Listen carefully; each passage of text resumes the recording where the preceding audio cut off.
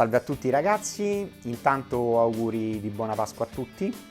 Oggi ci tenevo a parlarvi di un progetto italiano realizzato per la piattaforma Ideas, che naturalmente vi invito a sostenere.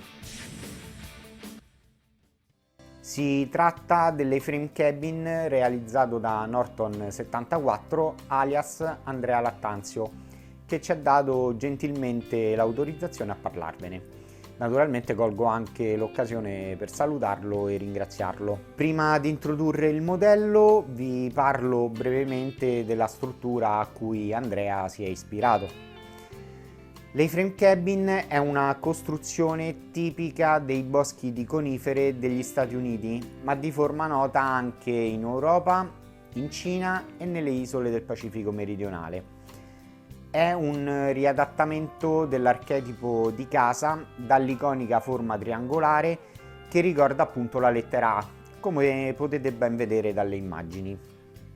Queste strutture erano realizzate in materiale naturale e avevano il vantaggio di una gestione economica e un basso impatto ambientale. Questo tipo di architettura era molto diffusa tra il 1950 e il 1975 circa tra tutte quelle che sono le abitazioni rurali. Ma ora passiamo al set vero e proprio.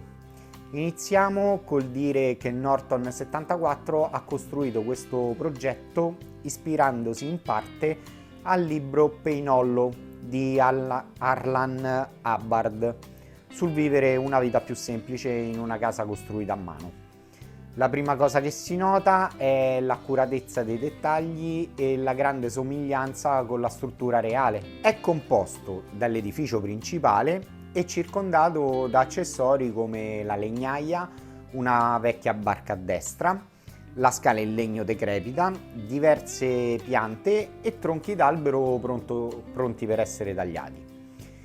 I larici sullo sfondo incorniciano la scena come se fosse una cartolina e i colori utilizzati danno perfettamente l'idea di un paesaggio autunnale.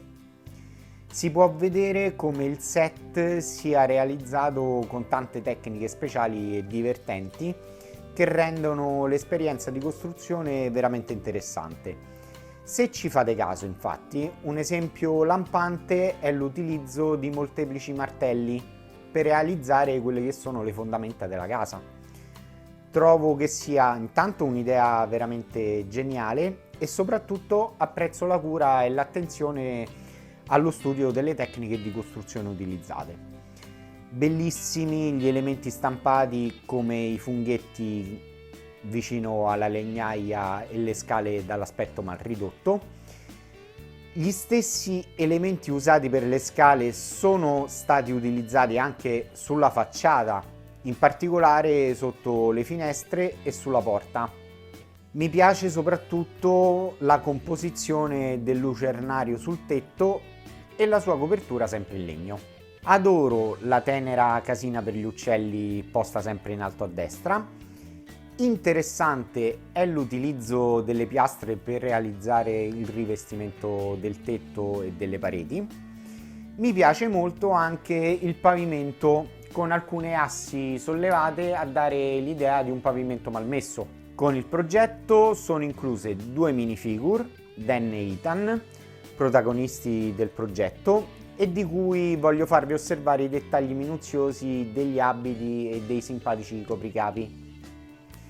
Vi invito naturalmente a scoprire la loro storia cliccando il link in descrizione sotto il video, dove potrete anche supportare il progetto. Ora, anche oggi abbiamo terminato.